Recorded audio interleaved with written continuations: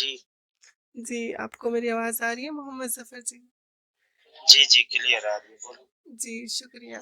तो पहले अगर जान-पहचान हो जाती तो किस चीज़ के जी हवाले से? आप कहाँ से हैं? कराची। कराची से। जी, मैं दिल्ली, इंडिया से हूँ। आवाज़ नहीं आई, सॉरी। जी, मैं दिल्ली, इंडिया से हूँ, इंडिया। जी, जी, जी, जी। आपको कोई मसला तो नहीं है हज़रत? नहीं, नहीं, क्या मसला? जी, किस तरह का मतलब क्या? जी। अच्छा, इन दिनों मैं जो हूँ वो इस्लाम को काफ़ी पढ़ रही हूँ क्योंकि मुझे पता चला कि दुनिया में सबसे ज़्यादा जो फैलने वाला मज़हब है वो इस्लाम ही है जी, और बड़ी तेज़ी से फैल रहा है। सही। ये हम जापान वगैरह की भी न्यूज़ देखी थी मैंने, तो ऐसा ही। जी, तो मैं सोच रही थी कि कुछ ना कुछ तो इसमें ख़ास होगा कि दूसरे मज़हब के मुकाबले में बहुत बढ़ रहा है। जी, जी, तो मेरा सवाल ये है कि जैसे हम इस्लाम में तो ऐसा है ना कि एक आखिरी नबी है। जी। जी, क्या नाम है उनका? हज़रत मोहम्मद मुस्तफ़ा सल्लल्लाहु अलैहि इनके मतलब बता सकते हैं कि मुस्तफ़ा और इनका मतलब क्या-क्या होता है? मुझे नहीं पता ना उतना। ये वैसे तो नाम है उनका, अच्छा। लेकिन अरबी नेम है, तो अरबी में मोहम्मद का माना होता है वो जिसकी बहुत ज़्यादा तारीफ़ की जाती है। हुँ। और मुस्तफ़ा का माना होता है जिसे मुंतखब कर लिया गया, चूज़ कर लिया गया। अच्छा। इसलिए उन्हें कहा जाता है कि उनकी तारीफ़ अल्लाह पाक ने भी की है और मखलूक भी करती रहती है। हुँ। और मुस्तफ़ा मुंतखब किया हुआ इसलिए कि वो अल्लाह के महबूब हैं। हमारे नज़दीक हम ये कहते हैं कि वो अल्लाह ताला के सबसे पसंदीदा रसूल है। इसलिए उन्हें मुस्तफ़ा यानी मुंतखब किया हुआ, चुना हुआ कहा जाता है। अच्छा, अल्लाह के पसंदीदा रसूल क्यों है वो? जी, मतलब अल्लाह ने मोहम्मद मुस्तफ़ा को क्यों इतना पसंद किया है? क्या वजह है इसकी? इसकी वजह ये है कि अल्लाह पाक ने उन्हें अपने नूर से पैदा फरमाया। अच्छा, तो बाकी सब चीज़ों को नूर से पैदा नहीं फरमाया? बाकी चीज़ों को, लेकिन हुज़ूर अलैहिस्सलाम को ख़ास अपने नूर से पैदा फरमा और तमाम मखलूक में सबसे पहले हुज़ूर अलैहिस्सलाम को पैदा फरमा। अच्छा, जैसे कि कोई बड़े बेटे को ज़्यादा प्यार करता है वैसे ही मतलब पहले जो पैदा हुआ उसको ज़्यादा अल्लाह मोहब्बत करते हैं, ऐसा है ना? ऐसा है, लेकिन बेटे के तौर पर नहीं, क्योंकि अल्लाह पाक हुँ। बीवी, बेटा, रिश्तेदारों से पाक। नहीं, नहीं आपने कहा कि अल्लाह ने अपने नूर से पैगंबर मोहम्मद को पैदा किया। जी, तो अगर कोई शख्स अपने अंदर की कोई चीज़ से, नूर से या कोई भी चीज़ से अगर किसी को पैदा करता है, तो बायोलॉजिकली उसका जो है वो उसका बेटा बन जाता है। नहीं ऐसा नहीं। अ, वो ज इंसानों में ऐसा जी, होता है क्योंकि उसमें डीएनए वगैरह का होता है, तो जी। उसे कहते हैं। लेकिन यहाँ ऐसा नहीं है, वो अपने नूर से पैदा किया, अल्लाह खुद नूर है। नहीं, अल्लाह खुद नूर है तो वो नूर का ही हिस्सा हो गया ना?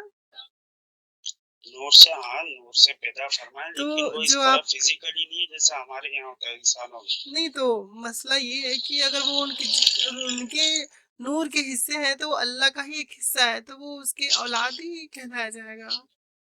नहीं, खैर औलाद नहीं छोड़िए कहलाएगा, ये तो थोड़ी साइंटिफिक बातें हो गई, अब आप लोग तो ईमान पे चलते हैं ना? हेलो? जी, जी, जी, जी। दोबारा कहें? जी, तो मैं ये पूछ रही थी आपसे हज़रत कि नहीं, जैसे इससे पहले क्या कहा? जी, मैंने ये कहा कि जैसे साइंस में क्या मानते हैं ना कि कोई भी चीज़ अगर किसी के हिस्से से पैदा होती है वो ज़िंदा है। ज़िंदा चीज़ से कोई ज़िंदा चीज़ निकलती है उसके हिस्से का, उसके हिस्से से। तो वो उसका क्या कहलाता है? वो उसका बच्चा कहलाता है। जैसे नहीं, अमीबा देखिए देखिए। जी। जी, जी, जैसे लेकिन बात सुने, आपने जी, क्या जी, कहा? जी। जिंदा बच्चे से, जिंदा चीज से चीज निकलती है। जी, यहाँ पर ऐसा नहीं है, चीज जी। से चीज नहीं निकली, तो बल्कि नूर के हिस्से से पैदा किया गया है। अब मतलब इसी तरह एक और बात सुनो। जी, जी। जमीन और आसमान भी अल्लाह ताला के नूर से ही पैदा हुआ, तो क्या जमीन और आसमान को भी यही कहा जाए कि ये अल्लाह की औलाद है? बोल सकते हैं बायोलॉजिकली। हाँ, नहीं कह ये बोल सकते। सकते हैं कि ये लोग जिंदा भी हैं, क्योंकि कुरान में तो एक जगह आता है कि अल्लाह कहते हैं कि तुम लोग अपने खुशी से आए हो कि मजबूरी से, सूरह फुसिलत में। तो वो दोनों कहते हैं कि हम अपने खुशी से आए, तो जमीन आसमान भी जिंदा है। तो बायोलॉजिकली हम उनको भी उनकी औलाद कह सकते हैं। नहीं कह सकते। खैर, ये तो भाई मानने मानने की बातें हैं। साइंस कहता है कि कोई जिंदा चीज से अगर कोई नूर निकलता है, कोई चीज भी निकलती है, चाहे उसका वो सेल निकलता हो या उसके हिस्से से, किसी भी हिस्से से अगर कोई चीज जिंदा बाहर निकलती है, वो जिंदा होती है, तो वो उसकी औलाद होती है। जैसे अमीबा होता है ना, अमीबा जब रिप्रोडक्शन करता है तो अपना एक हिस्सा बाहर निकाल देता है, तो वो उसका बच्चा कहलाता है। नहीं, देखें वो एक अलग बात है, जी। मखलूक और खालिक में फर्क। हर चीज का इतलाक मखलूक पर चलिए जो होता है वो जी, खालिक। कोई बात नहीं मोहम्मद ज़फ़र जी, अगर आप इस बात को नहीं मानते तो मसला अलग है, लेकिन साइंसी नज़रिए से हम उनको उनके उसी तरह से कहेंगे जैसे कोई किसी ज़िंदा चीज़ से कोई ज़िंदा चीज़ निकलती है, तो उसको उसका औलाद कहा जाता है। अच्छा, मोहम्मद ज़फ़र जी, एक सवाल ये है कि जैसे कि आप लोग जो है वो नबी करीम मोहम्मद मुस्तफ़ा सल्लल्लाहु अलैहि वसल्लम को रसूल मानते हैं। क्या मानते हैं? रसूल, रसूल। रसूल जी। जी, तो इसके क्या दलाइल हैं कि वो नबी थे, रसूल थे? इसकी सबसे बड़ी दलील ये कुरान पाक में अल्लाह पाक ने जगह जगह इरशाद फरमाया कि हमने आपको भेजा, मबूस फरमाया, नबी बनाकर भेजा। हुँ। अच्छा, ये जो कुरान है वो किसने लिखा है? किसी ने नहीं लिखा, अल्लाह पाक की तरफ से नाजिल हुआ ये। कैसे नाज़िल हुआ, किस तरह से? हजरत जिब्रील अलैहिस्सलाम, ये फरिश्ते हैं, ये अल्लाह पाक की तरफ से वही लेकर आते थे हुजूर अलैहिस्सलातु वस्सलाम पर। हुजूर अलैहिस्सलातु वस्सलाम इसे बयान फरमाते और फिर सहाबा कराम इसको लिखते। अच्छा, तो हज़रत पैगंबर मोहम्मद मुस्तफ़ा ने ये लोगों को बताया कि मैं नबी बन गया हूँ। जी, फिर अल्लाह ने और नबूवत फरमाया कि मुझे अल्लाह ने जी, नबूवत अता कर।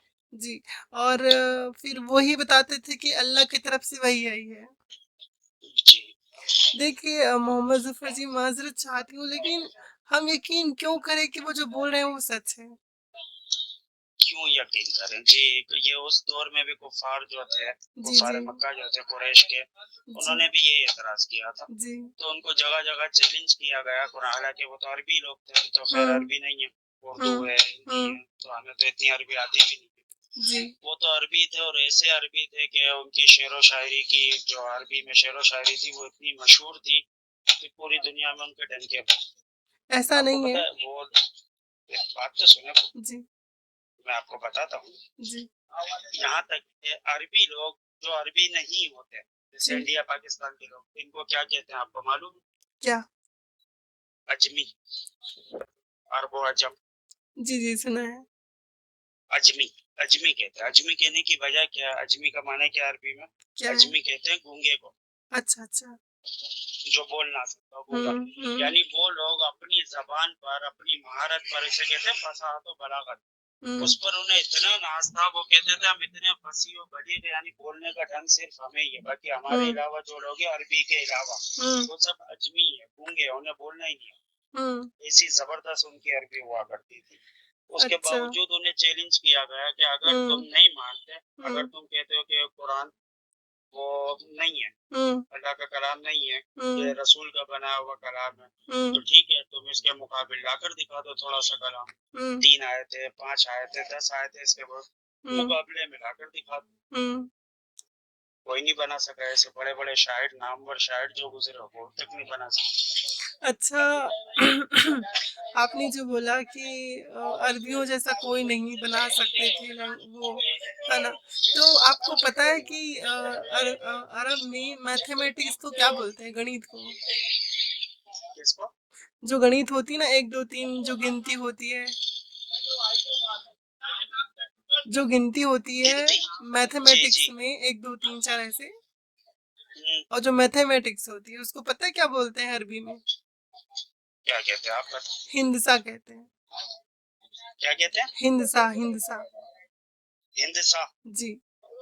तो नहीं ये हाँ, हिंदसा कहते हैं। इसका मतलब है कि हिंद से आया हुआ। तो हिंदसा ये अरबी लफ्ज।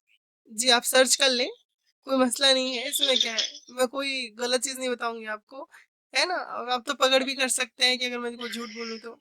हिंसा जो वर्ड है, वो मैथमेटिक्स के लिए अरबी जो है वो यूज़ करते हैं।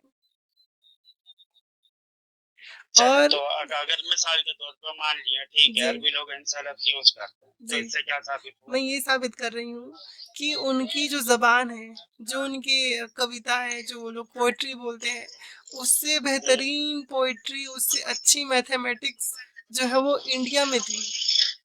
और अच्छा हमारे जो इंडिया में जो मैथमेटिक्स थी, जिसको गणित कहते हैं, जब वो सऊदी में गई, अरब में, आपको पता है पहले के लोग जो है वो बिज़नेस करते थे तो बहुत दूर-दूर तक आना-जाना लगा रहता था। जी ये तब की बात है जब नबी करीम सल्लल्लाहु अलैहि वसल्लम जो है वो उनकी विलादत नहीं हुई थी। तो उससे पहले की बातें हैं।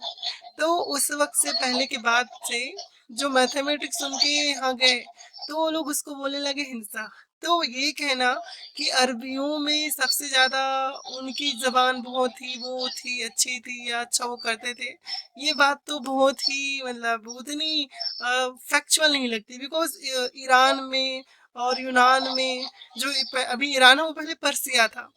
जो ओल्डेस्ट पर्सिया है ना? जिसमें पर्शियन लोग रहते थे, यूनानी लोग जो है यूनान में रहते थे और यहाँ भारत में जो संस्कृत के जानने वाले जो हिंदू रहते थे, जिनको सनातनी कहते हैं, वैदिक सनातनी कहते हैं, तो उन लोगों की जो कविताएँ थी वो अरब से कई हज़ार गुना बेहतरीन थी। हाँ, अब एक दो ये के नाम बता। किस चीज़ के?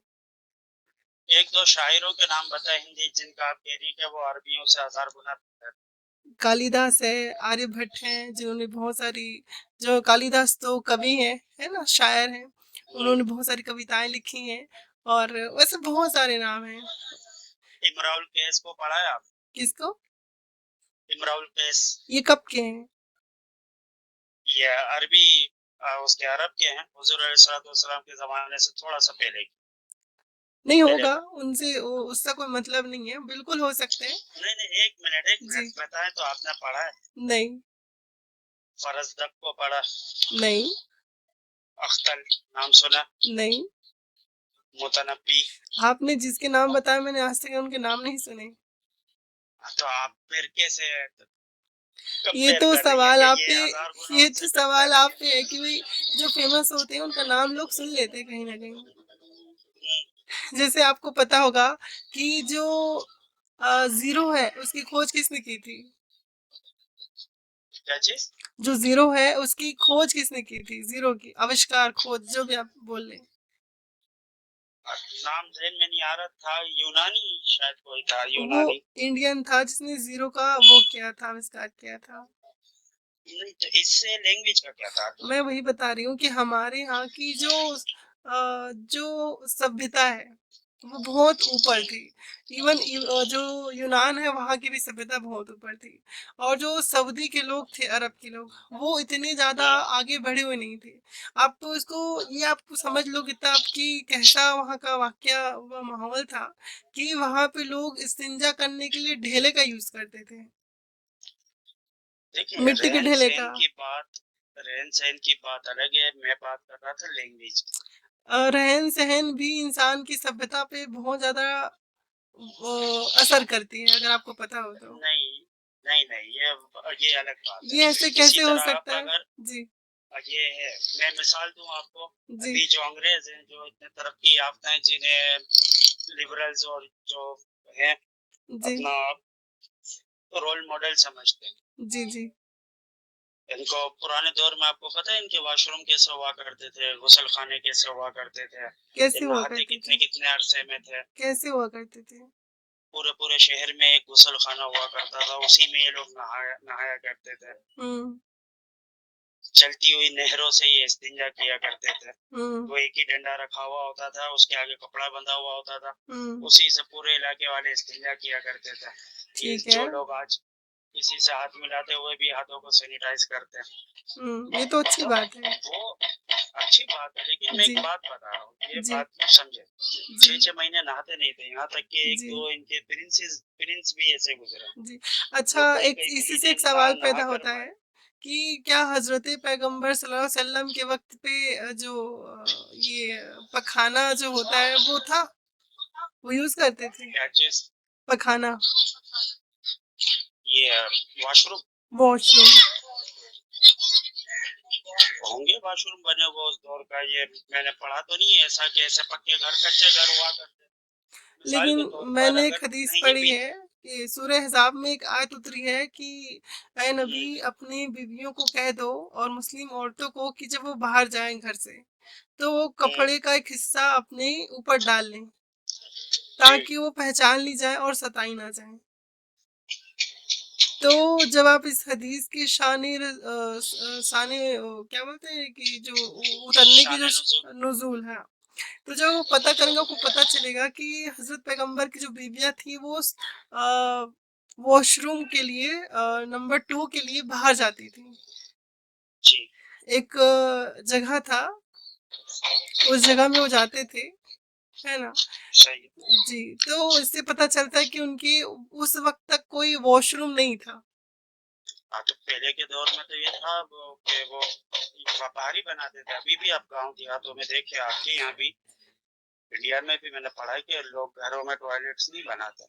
नहीं, नहीं, टॉयलेट नहीं जाते थे ना वो लोग टॉयलेट, वो मैदान में जाते थे। अल-मनासी नाम का एक मैदान था। हाँ, तो हद मैं यही कह रहा हूँ ना कि जी। अभी भी आपके यहाँ भी लोग घरों में नहीं बनाते।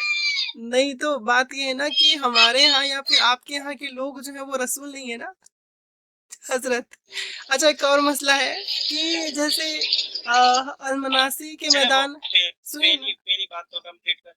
अच्छा, पहले मैं बोल लेती हूँ फिर आप कंप्लीट कर लीजिएगा। जैसे नहीं, अल-मना नहीं, मैं आपको ही कह रहा हूँ कि आप जी, जी। पहली बात तो हाँ। अपनी कंप्लीट करें। जी, जी। वो लैंग्वेज वाली। नहीं, वो उसको भी कंप्लीट कर लो, लेकिन ये भूल जाऊँगी ना तो उसको कंप्लीट कर लेती हूँ। अच्छा, जी, जी। चल। तो जो अल-मनासी के मैदान में पैगंबर सल्लल्लाहु अलैहि वसल्लम की जो बीवियाँ जाती थीं, है ना, खुले में। हुँ, तो मसला ये है कि नबी सल्लल्लाहु अलैहि वसल्लम के वक़्त से हज़ार साल पहले मोहनजोदड़ो और हड़प्पा सभ्यता, एक तो आपके यहाँ भी मोहनजोदड़ो सभ्यता है, एक हमारे यहाँ भी हुँ, हड़प्पा सभ्यता है ना? क्योंकि हम लोग सिंध में ही हैं, सिंधु नदी के आस-पास हुँ, की जो सभ्यता है उनकी बात हो रही है। तो वो लोग जो है वो यूज़ करते थे वॉशरूम, टॉयलेट। हुँ, तो समझ ये नहीं आ रहा है कि पैगंबर मोहम्मद सल्लल्लाहु अलैहि वसल्लम से पहले, हज़ार साल पहले लोग जो है वो यूज़ करते थे। इवन ईरान में, इराक में भी जो उस समय की पर्सिया और वगैरह था, वहाँ भी शौचालय मिले हैं। जिसको सही। कनीफ कहते हैं, कनीफ। लेकिन हुँ, हज़रत पैगंबर जो है वो अपनी बीवियों को खुले में शौच के लिए भेजते थे। अगर वो रसूल थे तो और अल्लाह अगर इतने ही जो है वो चाहते थे कि लोगों को सिखाएँ, समझाएँ, तो उन्होंने क्यों नहीं बताया कि आपको एक कनीफ बनानी चाहिए, एक शौचालय बनानी चाहिए जिसमें आपको उसका प्रयोग करना चाहिए, यूज़ करना चाहिए। वो खुले मैदान में क्यों जाते थे? देखिए वो तो जगह के रहन-सहन के एतबार से था ना।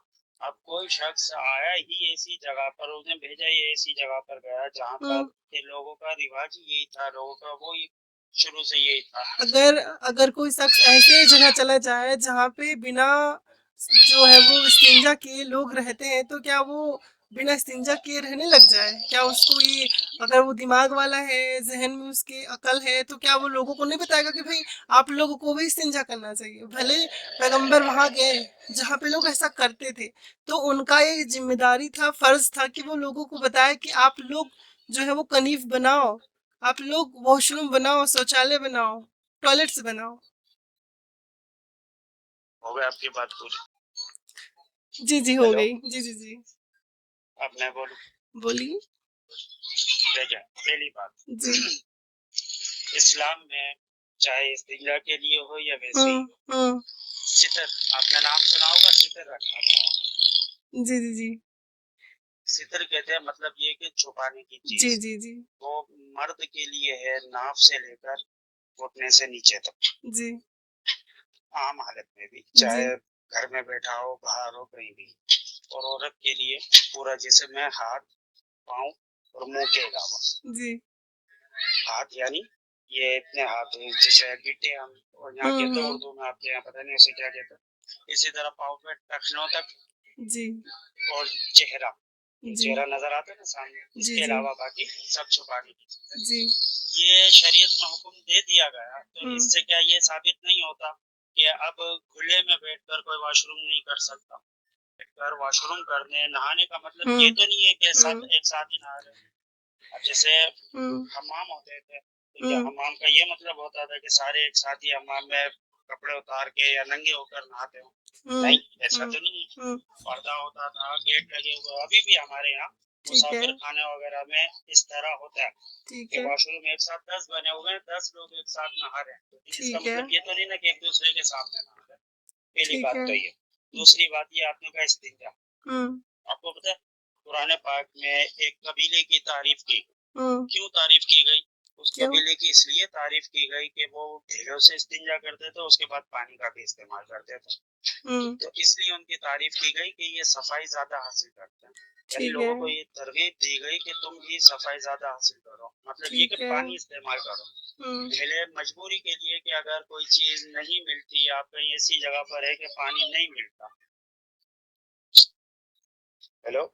जी जी जी पहले ऐसी जगह के लिए कि अगर आप कहीं ऐसी जगह पर है जहाँ पर पानी नहीं मिल रहा, मजबूरी है, अब जंगल बयाबान, पहले सफर होते थे 6-6 महीने के, इतनी दूर दूर जाना, जंगलों में से सफर करना होता था, घोड़ों पर, खच्चरों पर, ऊँटों पर। ऐसे हमारे यहाँ जैसी आप जैसी सहूलियात नहीं, इस वजह से ढेलों का कहा गया कि ढेले भी इस्तेमाल कर सकते हैं। बेहतर है कि पानी से भी इस्तिंजा किया जाए। तब हम्म आप जो कह रही हैं कि क्या नबी क्या रसूल ये नहीं कहते थे इस्तिंजा करें, इस्तिंजा का हम्म तो बार बार हुक्म दिया गया, हम्म बल्कि यहाँ तक बताया गया कि 3 पत्थरों से इस्तिंजा करे, 1 से 2 से ना करे। क्यों? 3 से करे, 5 से करे या 7 से करे, ताकि गंदगी नजासत बिल्कुल भी बाकी ना रहे। और फिर जब पानी मौजूद हो तो सबसे बेहतरीन हल यही है कि पानी से करे, ताकि बिल्कुल भी उसका अंदेशा ही ना रहे। हम्म चलो अब बोले आप मेरी बात। देखिए हजरत आपने तो पूरी बात ही अलग तरह से निकाल दी। मैं ये कह रही थी कि उस वक्त तक जब नबी करीम सल्लल्लाहु अलैहि वसल्लम अपने वक्त पे थे, उससे 1000 साल पहले के जो लोग थे वो टॉयलेट यूज करते थे, क्योंकि हमें खुदाई जी में वो टॉयलेट्स मिले हैं, हमें पता है कि वो लोग करते थे यूज। जी तो आपने कहा सतर ढकना, ठीक है। हदीस जो है वो साफ कहती है कि वो अलमनासी के मैदान में जाते थे, मैदान में, खुला मैदान था, अलमनासी का खुला मैदान जो सऊदी में है। कोई खुले मैदान में जाए और अगर वो, क्योंकि भाई आपको भी पता है कोई इंसान अगर पखाने के लिए बैठता है तो उसको सतर तो खोलने ही पड़ते हैं। अब सतर खोलेगा तो ये इसमें है नहीं कि जब खोलते वक्त बैठते वक्त सतर तो खुला ही रहेगा। कोई ढक के, सतर ढक के तो बैठ नहीं सकता, उसका तो कपड़ा गंदा हो जाएगा। तो ये तो बोलने में भी थोड़ा अजीब सा लगता है, गलत लगता है कि पैगंबर की जो बीवियां हैं वो खुले अलमनासिक मैदान में जाती थी और जब वो शौच करती थी तो सतर तो, भाई वो भी शख्स इंसान ही थे, सतर तो खोलने पड़ते हैं। और वो खुला मैदान था तो ऐसा तो नहीं है कि मतलब ये सूरज चांद ये भी चीजें हैं आसपास, और जिन जिन्नात भी होते हैं, भाई इंसान ना हो भले मान ले कि भाई औरतें ही जाती हैं, जिन जिन्नात भी होते हैं, दूर से देखने में क्या है। तो अगर मैं ये कह रही हूँ कि भाई अगर सच में कुछ इफेक्टिव होना था तो कम से कम शौचालय बनवाने के लिए बोलते कि भाई एक जो है वो टॉयलेट बनवा देते सही से, और अगर बनवा दिए तो उसको यूज करने के लिए बोलते। लेकिन हर चीज का है, इस्तिंजा का है, तो उसमें जो सतर जो खुला है तो बहुत गड़बड़ वाली बात है। आप मैदान से आप जी खुला मैदान ही मुराद ले रही है कि खुले मैदान की जगह बनी हुई होती है अलग। ऐसा थोड़ी होता है कि खुला मैदान है तो उस खुले मैदान में कोई भी कहीं भी जाके बैठ जाए। उस खुले मैदान में भी तो जगह है ना कि गंदगी के लिए एक अलग जगह बनाएंगे लोगों नहीं, के आने जाने के लिए। मैं सतर की बात कर रही हूँ एक हजरत। मिनट, मेरी मेरी हाँ हाँ जी बात तो सुनो मेरी पूरी। जी देखो कहीं भी जाइए, मैदान का गेट है, उधर ही जाके कोई बैठ गया तो दूसरा उसको क्रॉस के, ऐसा नहीं होता। एक तो नहीं नहीं, मैं वो मैदान में नहीं कह भी रही। एक जगह, जी जी एक ही है। जी दूसरा ये सतर खोलना। जी आपको मालूम होगा अभी भी अगर हम्म कहीं ऐसा होता है ना कि जहाँ पर इस तरह के हम्म अटैच वो सिस्टम होता है कि पूरा इलाका पूरा, तो वहाँ पर लेडीज जेंट्स के अलग होते हैं। हम्म एक बात। ठीक है, जगह अलग अलग महसूस ठीक, होती ठीक है। है। दूसरी बात सतर खोलने की, तो उसके लिए पर्दा भी हो सकता है। आपने ये तो पढ़ा कि वो जाती थी, नहीं, आपने ये उस पढ़ा वक़्त कि तक अकेली पर्दा नहीं जाती था थी। हज़रत, उस वक़्त तक नहीं पर्दा नहीं, नहीं था। पर्दा वो पर्दा पर्दा नहीं मैं है, मेरी बताती बात तो हूँ, सुने। ये जो वाक़या हुआ तो हज़रत उमर जो हैं वो हज़रत सौदा को, ये हदीस जो है वो मैं आपको बताऊँ हदीस का नंबर? एक मिनट, मैं उस पर्दे की बात नहीं कर रहा, नकाब जी, वाले और इसका बुरके वो वाले पर्दे की बात नहीं कर रहा। जी। मैं उस पर्दे की बात कर रहा हूँ। ये भी तो हो सकता है कि अगर एक जाए तो दूसरी उनके साथ चादर लेकर पर्दा कर रही है, ये ये तो वाले आप पर्दे की अपने बात तरफ कर से रहा जोड़ रहे हैं हूँ। हज़रत, ऐसा तो किसी हदीस में नहीं है। अब देखिए, आप अपने हिसाब आपने से नहीं पढ़ा कि सुने वो ना, अकेली सुने जाती ना, थी? मैंने तो पूरी इसकी वो की है, तस्दीक की है। ऐसा तो कहीं भी नहीं होता था, कोई रिवाज भी नहीं था।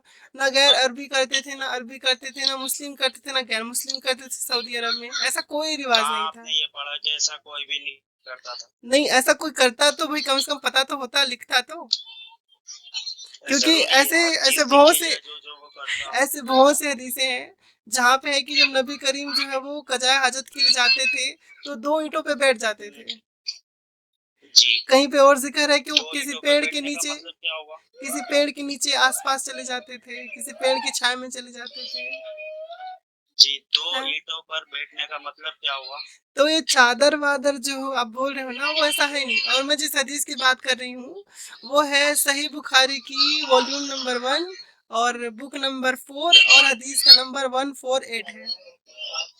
तो मेरी बात इसमें का जवाब नहीं कोई दिया। चादर-वादर की बात नहीं है। नहीं, हम लोग अलग अलग जो है वो मौज़ू में जा रहे हैं। मैं चादर की बात कर रही थी। आप बोले ना चादर, नहीं, आपने मैं अलग उसी से चीज़ें ला ली, चादर। मैं अरे नहीं, मैं आपकी बात कर रहा जी, हूँ। आपने कहा ना कि जी, वो दो ईंटों पर बैठते थे, मैं उसकी बात कर रहा हूँ। दो जी। ईंटों पर बैठने का मतलब क्या हुआ? वो 2 ईंट रख लेते थे वो पकाने के लिए, पखाना करने के लिए। हाँ तो नहीं, इसका मतलब क्या हुआ दो ईंटों पर बैठने का? इसका मतलब ये कि है वो कि अलग से जगह बनी हुई होती थी, ऐसी ईंटें रखी हुई होती थी, और जाहिर है जब ईंटें रखी हुई हैं तो बीच में जगह भी ऐसी होगी कि जिसमें गंदगी जा रही होगी। लेकिन तो नहीं, ये सतर ऐसा नहीं है हज़रत, क्योंकि साफ-साफ हज़रत जो नबी करीम सल्लल्लाहु अलैहि वसल्लम है, उनके जो रिश्ते में साले थे, उन्होंने छत पे देखा नबी करीम को ऐसा करते हुए। इसका मतलब ये है कि उसका कोई आस-पास में ना कोई दीवार था, ना कोई गड्ढा था और ना ही कोई ऐसी चीज़ थी जिसको कोई रोक छेक सके कि कोई देख ना सके। क्योंकि वो छत पे डायरेक्ट देख रहे हैं कि नबी करीम बैठे हुए हैं। हाँ, तो हदीस प ये देखा जी, ना बैठे हुए हैं, सितर हाँ, नजर आने का जिक्र कहाँ है? भई अच्छा ये बताइए कि अगर आपको कोई बैठे हुए देख ले अंदर, हम्म, आप बाथरूम में बैठे हो, कोई आपको देख सकता है ऊपर से? नहीं। नहीं देख सकते ना, क्योंकि दीवारें होंगी। दीवारें नहीं है इसलिए आपके ये भी देखा जा रहा है, उस हदीस में ये वाक़या है कि नबी करीम ने जो अपना मुँह है, अपना जो फेस है, वो इसराइल की ओर किया हुआ है, मुक़द्दस क्या बोलते हैं उसको? कौन-सा? बैतुल मुकद्दस। बैतुल मुक़द्दस की तरफ, और अपना जो पीठ है, वो किबले की तरफ कर रखा है। तो इस हदीस में हज़रत उमर जो नबी करीम सल्लल्लाहु अलैहि वसल्लम के साले हैं, उन्होंने कहा कि उनका जो पीठ था वो किबले की तरफ था, मुँह जो था वो किसकी तरफ था, और वो कज़ाए हाजत फरमा रहे थे। तो यहाँ पे जब वो सतर देख रहे हैं तभी तो उनका पीठ नज़र आ रहा है ना, सतर भी देख रहे हैं और ईंट नहीं पैर भी देख रहे हैं। नहीं, फेस देखकर क्या पता नहीं लगता कि पीठ का? अगर आप मेरा फेस देखें हुँ, सामने तो आपको हाँ, क्या ये अंदाजा नहीं होगा चलिए कि ठीक मेरी है। पीठ अगर बैक साइड पे हो? कोई ऊपर से आपको देखे तो क्या आप दिख रहे हो, आपका पैर दिख रहा है, ईंटें दिख रही हैं, आपका सामने का हिस्सा दिख रहा है, तो क्या आपके पीछे का हिस्सा नहीं दिख रहा है? ऊपर से बताओ। क्या हज़रत मोहम्मद ज़फ़र जी कैसी बातें करते हो आप? थोड़ा तो लॉजिकल बनो। नहीं देखें, सीरियस बात करें तो ये हंसी मजाक माज़रत समझ चाहती हूँ, में आता माज़रत चाहती हूँ, लेकिन हज़रत मेरे सामने ना वो एक चित्र जो होता है ना, इमेज, वो बन गया था, एक तस्वीर सी बन गई थी कि कोई बंदा खड़ा है छत पे, तो कैसे उसका पूरा शरीर नहीं, वो जिस्म नहीं देख सकेगा भाई। अगर वो बैठा हुआ है, जब वो उसके 2 ईंट देख सकता है, उस बंदे का मुँह देख सकता है किस ओर है, किस तरफ है, तो कैसे वो हर जगह नहीं देख सकता? बिल्कुल, तो वही हँसी आ गई मुझे इस बात में। है। नहीं, मुझे ये नहीं है आपकी बात समझ आ रही कि जरूरी नहीं है वो सितर देख सके, चलिए सितर छुप कोई सकता मसला है, नहीं, ऊपर ऐसा तो से नहीं भले हो कोई देख सकता, रहा हो बैठ के। है ना? हाँ, नहीं, वो हो सकता है, बिल्कुल मुमकिन है। गूगल से मालूम कर लो। मसला ये है कि भाई खुले में वो भी करते थे क्योंकि सब दिखाई देता था। और ये जो हदीस मैंने अभी आपको बताई उसमें अल मनासी के मैदान में नबी करीम की जो बीवियां थी हज़रत सौदा वो जाती थी, हज़रत उमर ने उनको देख लिया और उन्होंने कहा कि मैंने तुम्हें पहचान लिया ए सौदा। तो फिर वो जाके नबी करीम सल्लल्लाहु अलैहि वसल्लम के पास बोले कि हज़रत उमर ने ऐसा ऐसा कहा। तब जाके सूरह अहज़ाब की आयत उतरी थी और फिर उस आयत के हिसाब से ये हुआ जो आप देख रहे हो। आप तो उन्होंने ये कहा मैंने आपको पहचान लिया, वो जाते हुए उन्होंने कहा था, या अब पूरी भाई बात ये भी तो भाई पढ़े। मैं तो बोल रही हूँ उन्होंने पहचान लिया, देख लिया उनको। जी, जी तो मसला ये है ना कि खुले में जाती थी। इससे आप वो क्या आप जी निकालना जी क्या चाह हाँ, रही हैं वो मैं बताइए निकालना ये पॉइंट। चाह रही हूँ कि देखिए जो रसूल होते हैं वो तो दुनिया के बेहतरी के लिए आते हैं सही है। और एक औरत की इज्जत से बढ़कर दुनिया की, क्योंकि भाई आप तो मुसलमान हैं, आपको पता है कि कितना जो है वो पर्दा है, औरत की जो आवाज है वो भी औरत है कि नहीं, हम्म, है ना।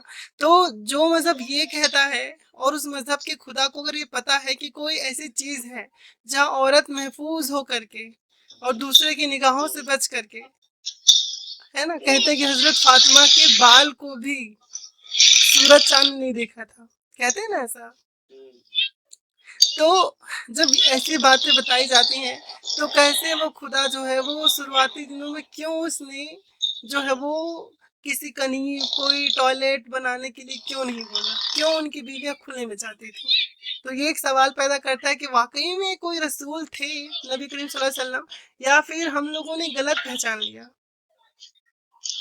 देखिए शुरू शुरू में जब अहकाम नाजिल हुए जी इस्लाम की दावत देना शुरू की, ये सारे अहकाम एक साथ नाजिल नहीं हुए, ये तो हमारा दावा भी नहीं है, हमारा अकीदा भी नहीं। ठीक है।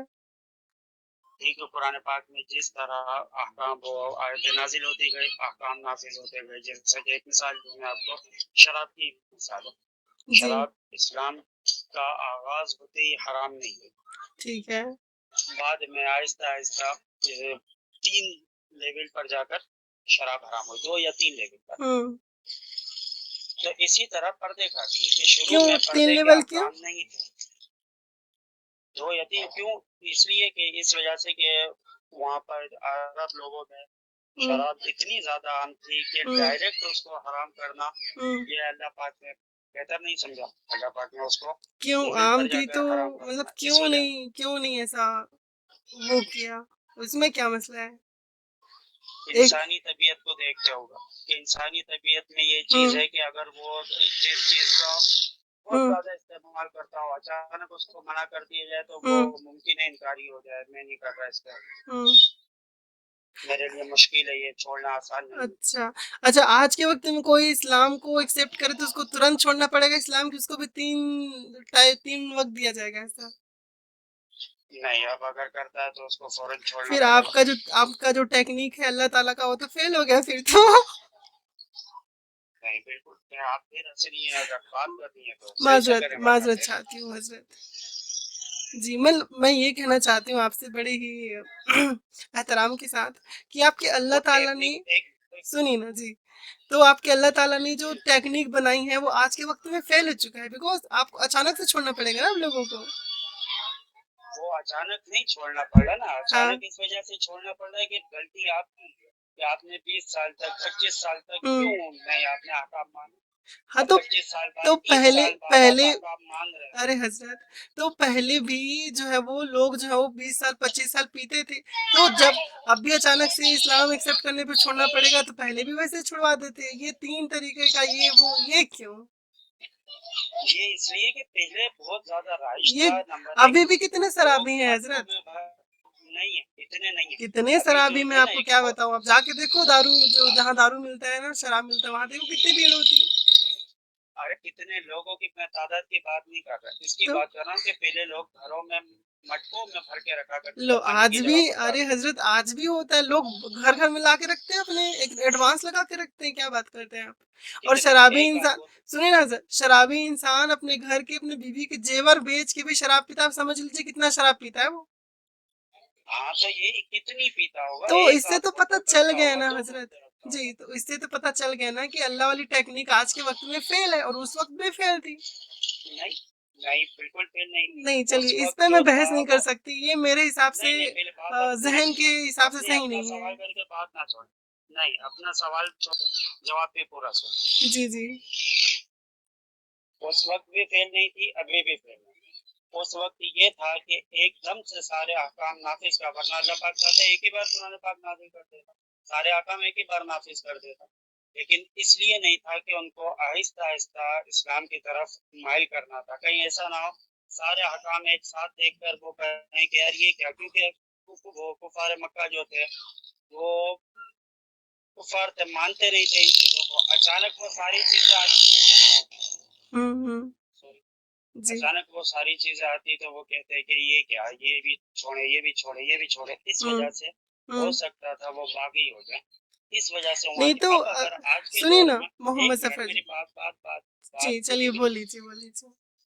आज के दौर में अगर उसने इस्लाम कबूल नहीं किया, शराब पी रहा है, जुआ खेल रहा है, सूदखोरी कर रहा है, जो भी ऐसे काम है जो नहीं करने चाहिए इस्लाम में वो काम कर रहा है। फिर 30 साल बाद वो इस्लाम लाया।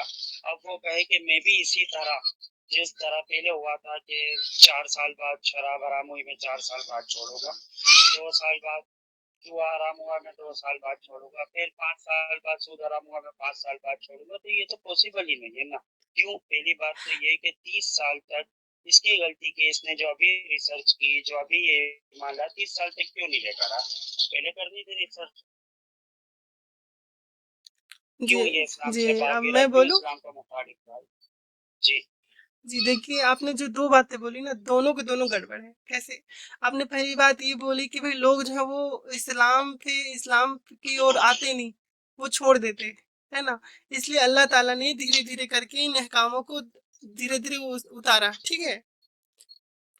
तो सबसे पहली बात ये है कि यही सबसे बड़ा मसला है कि जो जो आप लोग बोल रहे हो वो हुआ ही नहीं।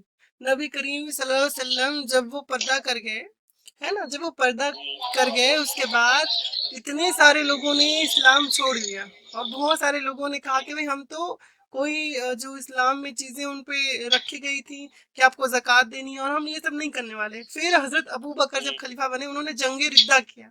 और जिन लोगों ने इस्लाम नहीं कबूल किया उनसे जंग करा और जिन्होंने बोला हम वो ज़कात नहीं देंगे उनसे जंग करके फिर उनको ज़कात देने पे मजबूर किया। तो सबसे पहली बात तो कुरान की वज़ह से ऐसा कुछ भी नहीं हुआ, है ना? कुरान उस वक़्त तो किताब की शक्ल में भी नहीं थी। लोग उसको रिसाइट करते थे, कहीं-कहीं लिख लेते थे। और कुरान की वजह से लोग जो है ना?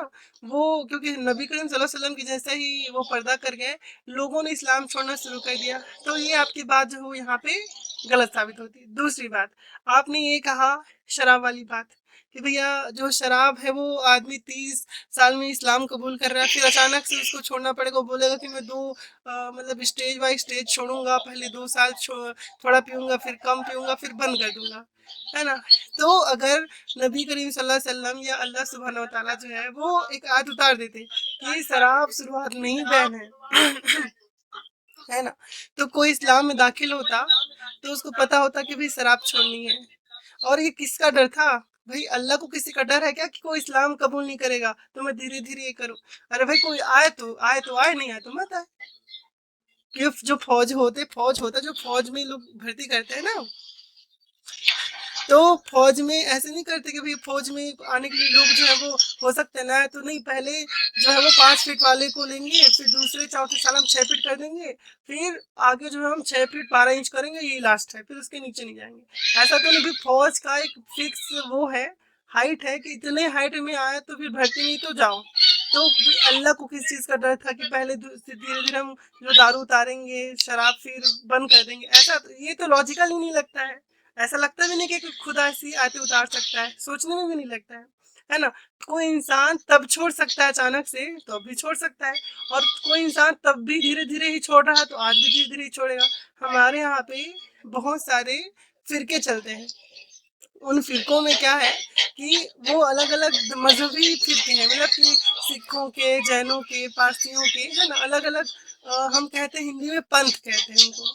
तो वो जब वहाँ जाते हैं ना, तो उनको तुरंत ही उसी समय कहते हैं कि तुम्हें शराब छोड़नी पड़ेगी, तुम्हें गोश्त खाना छोड़ना पड़ेगा, तुम्हें ये सब चीजें कहाँ गलत जाते हैं? काम। हाँ। कहाँ जाते हैं? उन आपने कहा वहां जाते हैं, तो उन्हें कहा जाते उन फिरकों से जुड़ते हैं, जैसे कि कोई आपका मसला क्या है? हेलो। हैं। हेलो जी। आपका मसला क्या है? मसला फिरका क्या है आपका? मतलब सुन। सुन्नत वल जमात से है ना आप? अहले सुन्नत जी, वल जमात से। पहले सुन्नत वाले। हाँ जी, जी। तो वैसे ही उनकी भी एक जमात है अलग-अलग, तो जब वो उनसे जुड़ते हैं, जैसे कोई अहले सुन्नत वल जमात से जुड़ा, तो सबसे पहले तो उनको हम्म, बोला जाके भई तुम्हें जो है वो जो जैसे कि अहले हदीस और देवबंदी जो हैं वो कहते हैं नबी करीम हम्म, सल्लल्लाहु अलैहि वसल्लम जो है वो उनको बोलते हैं कि वो मर गए, है ना? वो ऐसे ही बोलते हैं। और आप लोग बोलते हो कि पर्दा कर गए। तो पहले ये आप इस लोग सिखाते हो कि भई आपको कभी भी किसी वलीउल्लाह को, नबी को मरा हुआ नहीं मानना है ना? हम्म, वैसे ही उनकी होती है कि भई मतलब अलग-अलग जो उनके पंथ होते हैं उसमें वो लोग बताते हैं अचानक से आपको आप आ गए तो आपको दारू छूना नहीं है, शराब नहीं छूनी है, और वो लोग छोड़ देते हैं। हम्म। तो उस हिसाब से अल्लाह ने जो पहले सिस्टम बनाया था वो फेल है। वो बिल्कुल फैक्चुअल नहीं है, लॉजिकल भी नहीं है। हो गई बात। जी, जी, जी, बात जी। हो गई जी, आपकी। जी हज़रत, जी हज़रत। पहली बात आपने जो कहा कि माद अल्लाह को किस चीज का डर था। जी। देखिए, दीन इस्लाम जो बनाया गया ना, दीन इस्लाम दीन फितरत, इंसानी तबीयत के ऐन मुताबिक बनाया गया, ऐन मुताबिक उतारा गया अल्लाह पाक की तरफ से। तो इंसानी तबीयत का इसमें लिहाज रखा गया। बस डर नहीं था कोई अल्लाह को कि ये आएगा वो नहीं आएगा। वो कोई नहीं आया था। जब हुजूर सल्लल्लाहु ने ऐलान नबूवत फरमाया था, तब अबू बकर सिद्दीक थे। उसके बाद फिर लोग आते गए, हज़रत उमर फारूक आए और दीगर जो सहाबा कराम आए। जब भी उन्होंने दीन की हिफाजत की, यानी दीन की हिफाजत तो अल्लाह पाक ने की, लेकिन ये लोग तो माद अल्लाह पाक को कोई डर नहीं था। और आपने मिसाल दी फौज की, तो इदारे और मजहब में फर्क होता है। इदारों में लोग आते हैं, वो आपकी मखसूस चीजें होती हैं, उसके लिए लोग आते हैं कि भाई ये शराइत हमारी, ये आएगा तो हम उसको रखेंगे। मजहब में ऐसा नहीं होता। मजहब में हर तबके का बंदा आता है, हर कैफियत हर तबीयत का आदमी आता है। मुमकिन है ऐसा शख्स भी आए कि जिसका दिल सख्त हो, मुमकिन है ऐसा शख्स भी आता हो जिसका दिल बिल्कुल नरम हो। और वहाँ पर ट्रेनिंग्स वगैरह दी जाती हैं, जो कि आपको इस तरह अपना दिल सख्त कर लेना, ये कर लेना। मजहब में ऐसी ट्रेनिंग्स थोड़ी होती है कि आप आए, आप अपना दिल सख्त कर लें कि आपने ये नहीं करना वो नहीं करना। वो आहिस्ता आहिस्ता उस दौर में जो था, आप कह रही है ना कि माज़अल्लाह ये लॉजिकली फेल है, ये टेक्निक सुन रही है नहीं। जी, जी, जी। जी, जी हेलो। हज़रत, जी हज़रत। तो ये टेक्निकली लॉजिकली ये टेक्निक फेल है। ये बिल्कुल भी फेल नहीं है, ये सिर्फ उस दौर के हिसाब से थी। वो भी इस वजह से कि अरब के जो लोग थे बड़े जंगजू किस्म के, सख्त किस्म के लोग थे, बहुत ज्यादा अकड़ू लोग थे।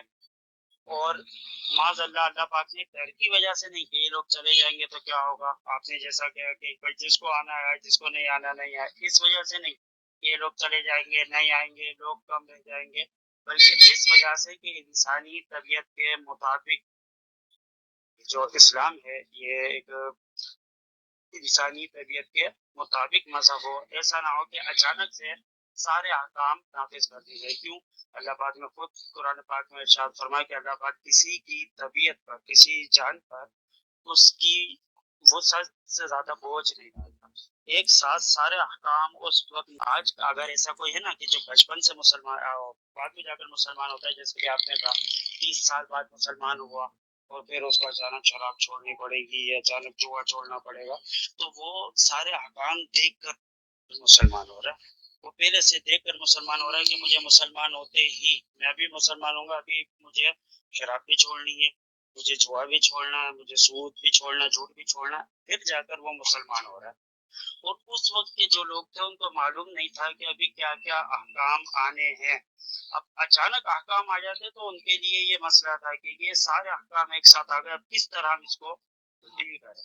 अब अगर एक साथ ही अहकाम आ जाते सारे, जिसमें सूद भी हराम होता, जुआ भी हराम होता, तो वहाँ की तो सारी जो मईशत थी, जो बाजार में जो उसूल थे, वो आगे पीछे हो जाते। क्योंकि जुए के हकाम भी बाद में नाजिल हुए कि भाई अगर इस तरह करके हकाम नाफिज हुए कि जिसने पहले कर लिया वो माल वो रख ले या सदका कर दे।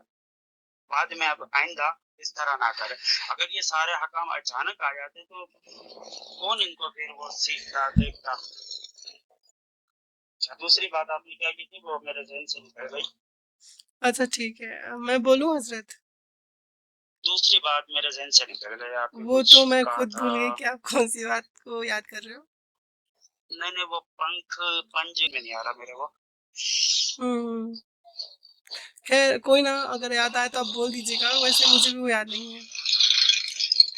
चल, जी, तो देखिए आपने जो है ना वो दो बातें बोली हैं, और जो मतलब जो दो मेन बात बोली है ना, वो दोनों आपकी बातों को कॉन्ट्रडिक्ट करती है, यानी कि आपकी बात के खिलाफ है दोनों बातें एक दूसरे के। और वो आपके मजहब की, क्या? जो आपके जो अल्लाह ताला है उनके वजूद को ही क्वेश्चन मार्क लगा देता है। जैसे आपने कहा कि ये दीन फितरत पे है, क्या कहा कि अल्लाह के जो है काम है ना, जो उतरते हैं आयते, वो दीन फितरत पे है, मतलब ये दीन जो है वो इंसानी फितरत पे है। ठीक है, तो एक तरफ तो बोलते हैं कि वो फितरत पे है इंसान के। फिर आपने एक जुमला कहा था कि ये उस वक्त के लोगों के लिए था।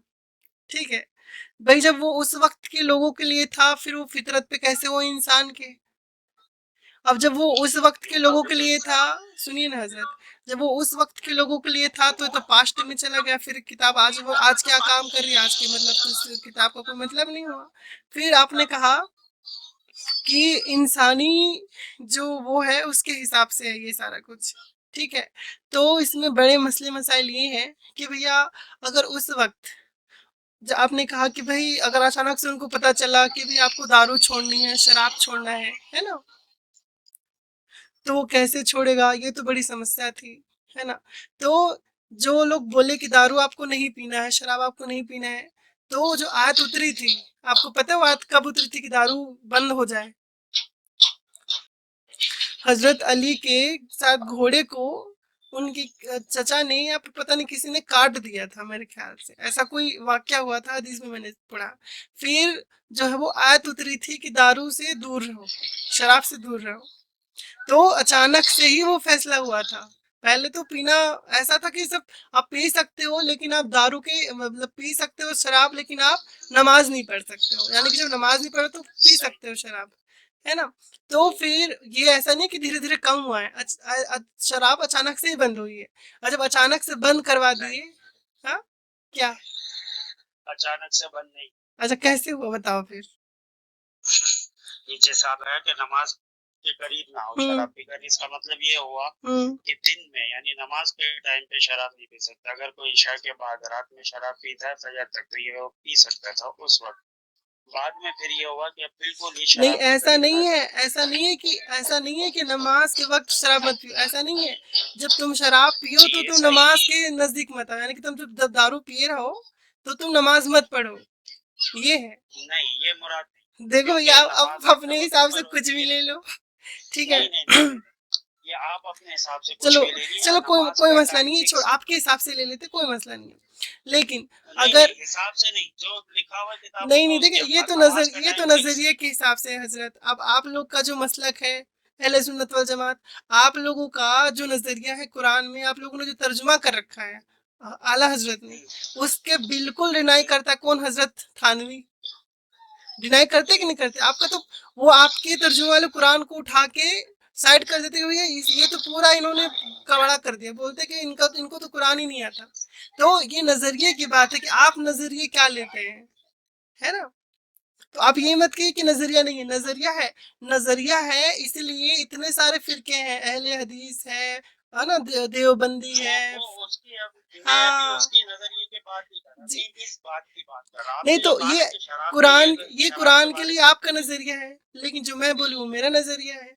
आप अपने तो मैं नहीं बोली मैं ऐसा तो आपके नहीं है। नजरिए पे ही सहमत हूँ, मैं आपके नहीं नहीं नजरिए पे नहीं, ही ऐसा एग्री नहीं हूँ, मैंने ऐसा कहा। आप, मैं नहीं बोल रहा मेरे। है। देखिए बात, हाँ। आप वो ठीक है आपने जो भी कहा, लेकिन मैं ये बात कर रहा हूँ कि हम्म। नजरिया मेरा आपका नहीं होता। हाँ तो, नजरिया वो है जो किताबों में लिखा हुआ हाँ तो है, भैया, रेफरेंस जिसका वही तो मौजूद हो वो मैं नजरिया वही होता तो है। बोल रही हूँ, आप अपना रेफरेंस दिखाओगे। आला हजरत वाला, हम्म, और कोई थानवी का दिखा दे तो उसके पास भी तो अपना नजरिया है, नजरिया इंसान का अपना होता है। ठीक है। हाँ और अच्छा ठीक वो है, एक लेकिन आप इस पे एक मैं हदीस आपके बताती ये हूँ। वाला आपके पास एक मिनट एक मिनट जी एक जी मिनट आपके जी। पास ये वाला नजरिया है कि शराब पी के नमाज नहीं पढ़नी, इसका मतलब ये है कि जो नमाज ना पढ़ता हो वो नमाज के टाइम पे भी शराब पी सकता है, ये रेफरेंस है आपके पास? हजरत अली जब शराब पिए थे हम्म, तो वो नमाज पढ़ रहे थे। हम्म, पता है कि नहीं पता आपको? हाँ हाँ, तो तो आगे बोले बढ़ना कि बहुत जब अच्छी बात नशे है। में हो तो नमाज के करीब मत जाओ। हाँ, इसका मतलब आपने इसका ये मतलब क्या कैसे है? लिया कि जो नमाज ना पढ़े वो और नशा कर इससे सकता है? साफ पता चल रहा है हजरत कि भाई जब नशे में हो तो नमाज मत पढ़ो, नजदीक मत जाओ नमाज के। हाँ, तो मुराद इससे ये है, हाँ इसकी तो तफसीर आप आप अपने देखें। हिसाब से मुराद ले रहे हो ना हजरत। अपने हिसाब से नहीं, मैं हाँ, तफसीर की नहीं बात मैं कर रहा वही हूँ। बोल रही हूँ, तफसीर भाई तफसीर कौन करते हैं? जो जो मुफस्सरीन होते हैं, है ना, वो तफसीर करते हम्म, हैं। अब मुफस्सरीन हम्म, अहले सुन्नत वल जमात में भी हैं, मुफस्सरीन देवबंदियों हम्म, में भी हैं, चलो मुफस्सरीन मान अहले लिया, हदीस में भी हैं। ये बात भी आप आपकी मान ली, अपने आप जो हिसाब कह से रही आप हैं ये जो कोई है वो इसकी तफसील लेंगे तो दूसरे अपने हिसाब से लेंगे ना।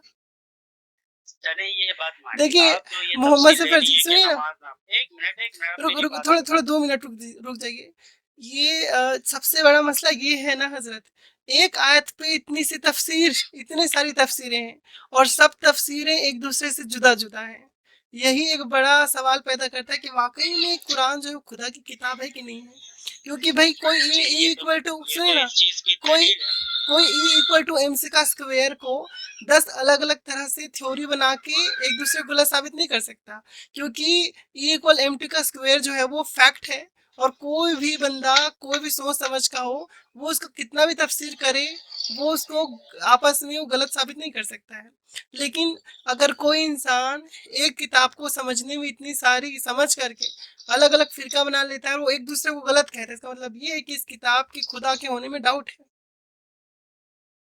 कैसे डाउट है? ये तो खुदा के होने पर दलील है, क्योंकि वो डाउट है, कलाम सबसे ऐसा बड़ा है कि डाउट है। हाँ जी। इंसानी ताकत के समझने से बाहर है, कि इंसान उसको समझ ही नहीं पा रहा, अपनी तरफ से जो नहीं उसको हो रहा है वो कर रहा है।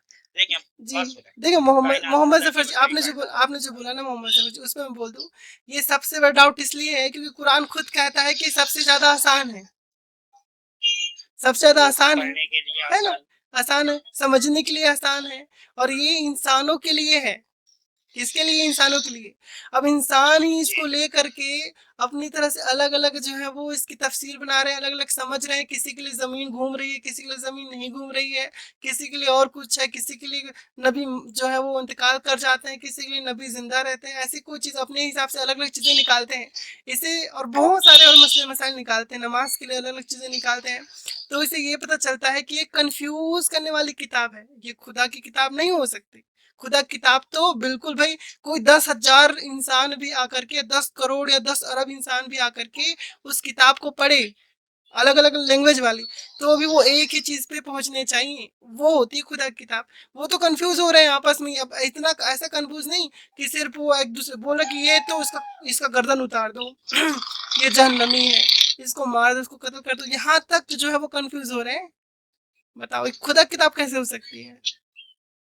ये खुदा की ही किताब है। इस तरह के यहाँ आप देखें कि इंसानी अकल हर किसी की मुख्तलिफ है, वो अपनी अकल के एतबार से उसको समझ रहा है। अब अपनी अकल के एतबार से समझ रहा है, जिसको समझने की सलाहियत अच्छी है उसको अच्छा समझ रहा है, जिसके पास सलाहियत नहीं है, कम है, वो उसको कम समझ रहा है या नहीं समझ पा रहा। अब जिस तरह अल्लाह की बनाई हुई कायनात है, महदूद तो नहीं है, लामहदूद है। जमीन से बाहर आसमान भी है, आसमान से सितारे सैयारे भी हैं, सितारे भी हैं।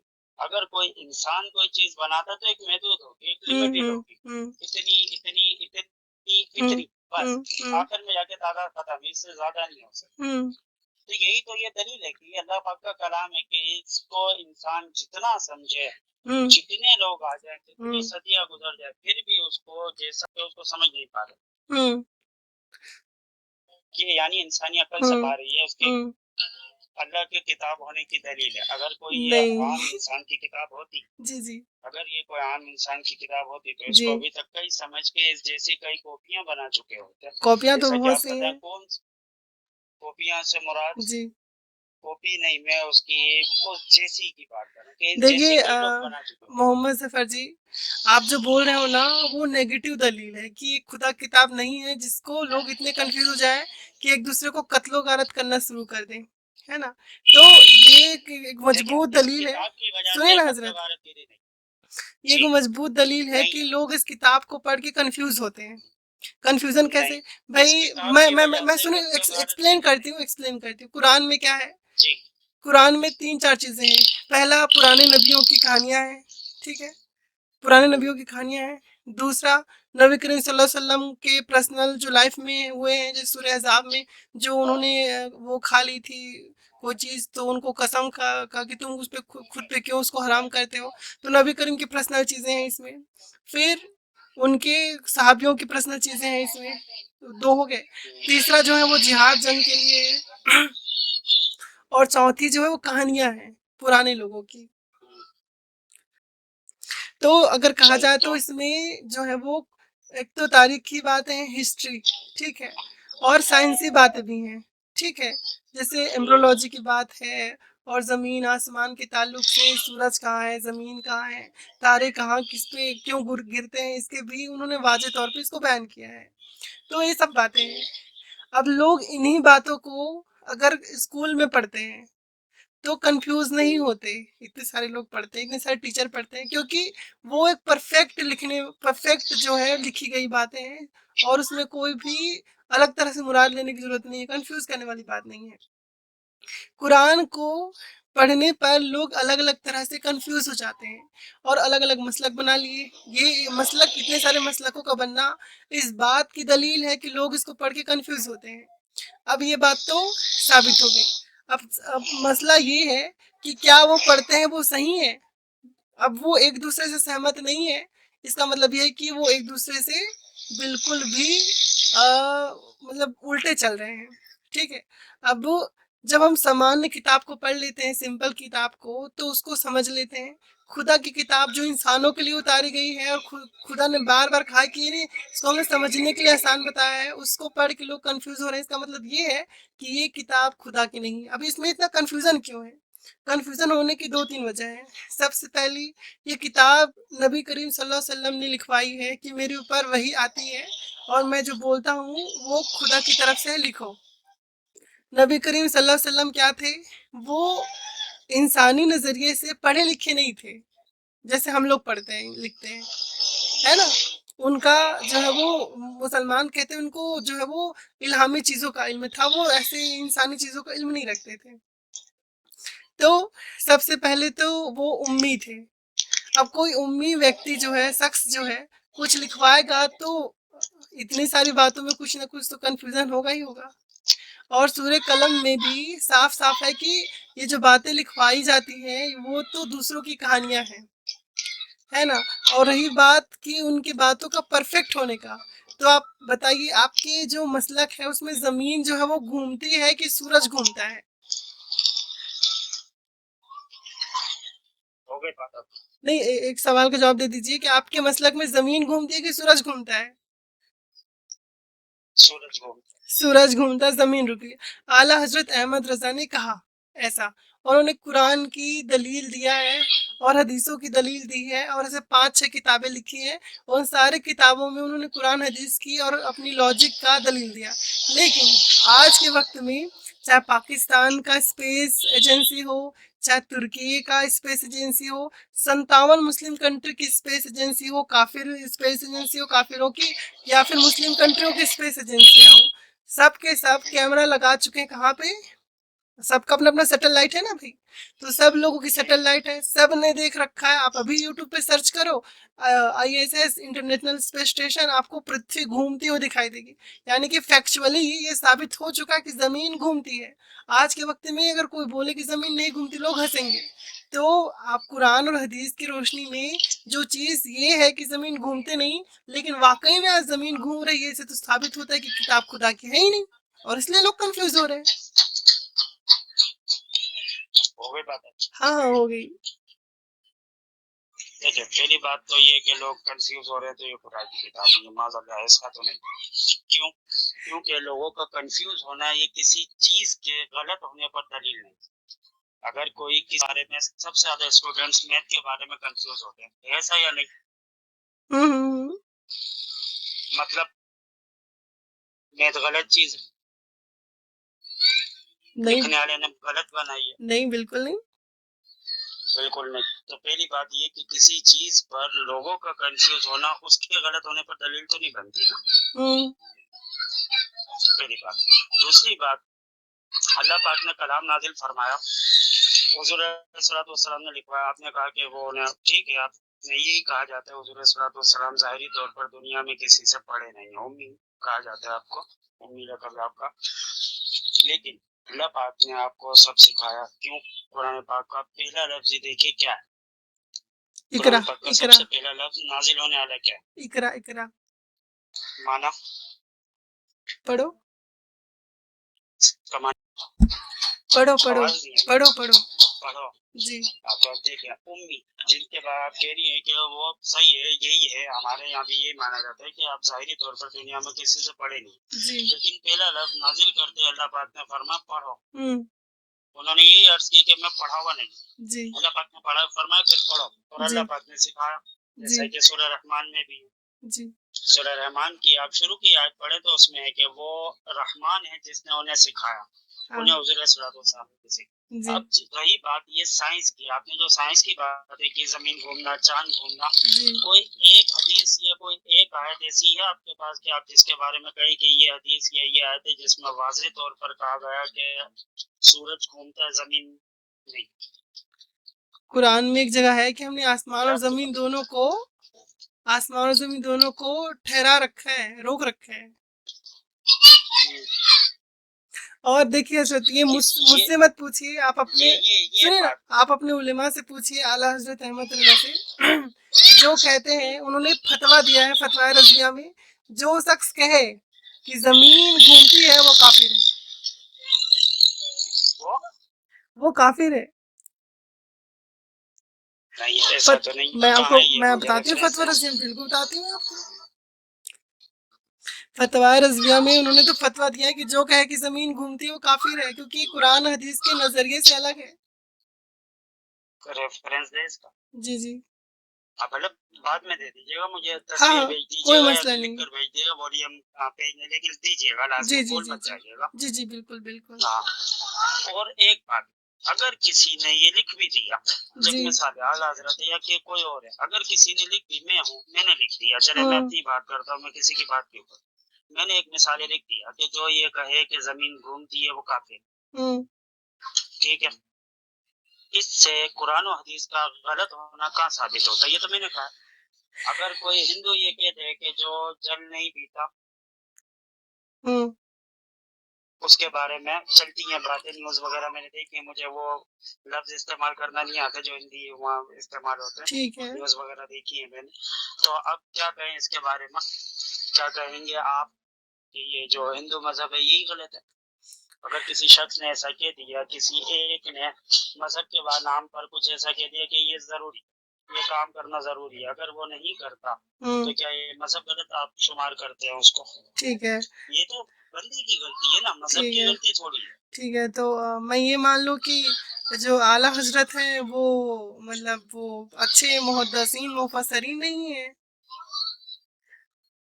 उन्होंने कुरान नहीं समझा। देखिए भाई, अच्छा ठीक है, एक देखिए आप कॉन्ट्रडिक्ट कर, एक तो आपने कहा कि वो उनकी गलती है, भाई उन्होंने कुरान और उनकी गलती। एक मिनट, अच्छा ठीक है, ठीक है। मैं मेरी बात आप क्लियर करें। कि आप मुझे पहले रेफरेंस दें कि उन्होंने ये कहा काफिर है, नंबर एक। अच्छा ठीक है, इसको मैं दूंगी। रुको रुको रुको रुको, थोड़ा सा हजरत, थोड़ा सा। उनकी किताब है 5-5-4-4, मैं काफिर वाली भी आपको दे दूंगी, ठीक है। उनकी किताब है, उनकी 5-5 नुज़ूल आयात फुरकान, बेसुकून ज़मीन आसमान, मुइने भी मुबीन बहार दौरे शम से सुकून ज़मीन, और फौज़े मुबीन दर, ठीक। ये वो किताबें हैं आला हजरत की जो जिसमें वो साफ साफ कहते हैं जमीन जो है वो घूमती है, सॉरी नहीं घूमती है, कुरान और हदीस में लिखा हुआ है। इवन वो जो है वो सहाबियों की भी वहां बातें डालते हैं। ठीक है। वो सब ठीक है, वो काफिर वाली बात नहीं नहीं नहीं है। नहीं, तो अगर आप ये बताओ कि जमीन असल में घूमती कि रुकी हुई है? जी, क्या कहा आपने? जमीन असल में घूमती कि रुकी हुई है? जमीन रुकी हुई। रुकी हुई है। और आला हजरत, हम्म, अच्छा अगर अगर जमीन रुकी हुई है तो इसका क्या सब या कैसे क्या बात है? हजरत कैसी बातें कर रहे हो आप? क्यों? जमीन जमीन घूम रही है। नहीं, अगर एक मिसाल है, मैंने कह दिया रुकी जी, हुई है, तो मसला क्या पता था? मसला ये है कि आप झूठ बोल रहे हो। अच्छा, अब किसी साइंसदान ने आज तक ये नहीं कहा कि जमीन रुकी हुई है, किसी एक ने भी नहीं। अरे भैया, पहले के लोगों का नजरिया था कि जमीन रुकी हुई है क्योंकि ऐसा दिखता था। मैं साइंसदान किसी मैं के साइंसदानों की किसी के बात कर रहा बोलने हूँ, से नहीं लोगों को होता। छोड़। किसी के बोलने से एक कुछ नहीं मिनट, होता। एक रुको रुको मिनट। रुको रुको रुको, आप गलत जा रहे हो। नहीं नहीं नहीं नहीं, किसी भी आप एक मेरी मेरी किसी बात भी सुनिए, मेरी बात साइंसदान के सुनिए, आप बोलने लोगों की से, रुको बात नहीं रुको कर ना रहा। हजरत मुजफ्फर जी, देखिए ऐसे हेलो। करने से कुछ नहीं होगा। हम लोग को इसको बहुत ही ना एकदम बहुत ही फाइन तरीके से समझना होगा। किसी के बोलने से कुछ नहीं होता, दलील होना चाहिए। पूरे पूरे मैं बोल रही हूँ, पूरे साइंसदान, पूरे जितने साइंसदान हैं सब बोले ना, हमें फर्क नहीं पड़ता कि जमीन घूमती नहीं घूमती। अगर दलील हमारे पास है और हमारे दलील जो है उसे साबित होता है कि जमीन घूमती है, तो हम साइंसदान की नहीं मानेंगे, हम आपकी मानेंगे। लेकिन सही अगर है, साइंसदान कहते हैं जमीन घूमती है, हम लोग कहते हैं नहीं घूमती, और साइंसदान जो है वो दलील देते, तो हमें उनकी बात माननी पड़ेगी। सही है, तो कौन बोलता है कौन नहीं बोलता ये मसला नहीं है, कौन क्या बोलता है ये भी मसला नहीं है, कौन दलील देता है इसका मसला है। सही है। अब जी मुझे ये बता जी, कि क्या कोई ऐसा साइंसदान कोई एक भी नहीं है जिसने कहा जमीन घूमती है? बोला क्योंकि होगा, आपने मुझे कहा बोला कि होगा। आपने आपने मुझे कहा कि जी, अगर आप ये कहते हैं जमीन घूमती नहीं है, हम्म आज सूरज घूमता है, तो आप झूठ बोल। हम्म, जी ऐसा ही है। जी, तो कोई ऐसा साइंसदान है या नहीं जिसने ये कहा हो कि जमीन नहीं घूमती, सूरज घूमता है? बोला होगा, बोला होगा। बोला होगा जी, मतलब आपको मालूम नहीं? नहीं नहीं मुझे नहीं पता, बोला होगा भाई। इतने सारे लोग हैं, अलग अलग लोगों के अकीदे हैं, बिल्कुल बोला होगा, इसमें कोई दो मत की बात नहीं। तो साइंसदानों के भी दो ग्रुप है, बाज कहते हैं जमीन ठीक है, घूमती है, ठीक बाज है। कहते हैं चांद दलील किन के नहीं नहीं, सूरज घूमता वो है। पहले पहले का नजरिया था। आज वो के दौर पहले, में कोई भी नहीं हाँ, कहता कि आज जमीन के वक्त नहीं में घूमती। कोई नहीं कहता। देखना। जी, सही है, मैं भी देखता हूँ, वैसे ठीक है। मैंने इस पे देखा नहीं, लेकिन जी मैं जी देख लेता हूँ। जी देखूंगा मैं। जी जी, तो बस हो गई बात। जी जी, देखिए तो मैं ये बोल रही थी कि भाई आज के, मैं इसलिए तो बोली कि चाहे वो गैर गैर इस्लामिक कंट्री के स्पेस एजेंसी हो, चाहे वो इस्लामिक कंट्री के स्पेस एजेंसी हो, सबका यही मानना है। क्योंकि पता है हजरत, हमारे सब कंट्री के पास अब सैटेलाइट है। अब सैटेलाइट है तो हम लोग जमीन पे क्या रख सकते हैं, नजर रख सकते हैं। अब इसलिए हमें पता है कि जमीन हरकत करती है। और जब हमें पता चल गया जमीन हरकत करती है, तो कोई ये कहे कि भाई जमीन रुकी हुई है, तो वो इंसान सच्चा नहीं हो सकता। या हो सकता है बेचारे से गलती हो अच्छा गई हो। अच्छा, अगर ये आप कह रही है कि पहले लोग ये कहा करते थे, अब नहीं कहते, सही है? जी पहले लोग कहते थे कि सूरज घूमता है, जमीन नहीं घूमती। अब लोग ऐसा नहीं कहते क्योंकि अब हर मुल्क के पास सैटेलाइट है। जी, अब हाँ, हम हमारे पास दूरबीन है, कैमरा है, वीडियोग्राफी है, फोटो, हर चीज है। ऐसा ही है, जी ऐसा ही है। जी, अगर पहले के दौर में कोई साइंसदान ये कहता था कि जमीन नहीं घूमती, सूरज घूमता है, तो उसके बारे में क्या कहती है आप? क्या? पहले के दौर में, सेटेलाइट से पहले, अगर कोई साइंसदान हम्म सेटेलाइट से पहले ये कहता था कि हम्म जमीन नहीं घूमती, हम्म, सूरज घूमता है, कहती? अगर साइंसदान इस खोज से पहले, इन सबूतों से पहले ऐसा कहते, तो क्योंकि वो ऑब्जर्व करते चीजों को, तो हम मानते कि हाँ वो सही बोल रहे हैं। क्या क्या समानती है, समझ नहीं आती। जी, अगर हम, वो लोग कहते हैं और हमारे पास कोई वो जो अगर दलील देते है ना, कोई ना कोई तो दलील देते, तो उनके दलील के हिसाब से हम अपना सोच बनाते कि हाँ वो सही कि गलत है। जैसे मैं इसलिए नहीं मानती कि जमीन जो है वो घूमती है, क्यों किसी साइंसदान ने बोल दिया इसलिए ना, बिल्कुल नहीं।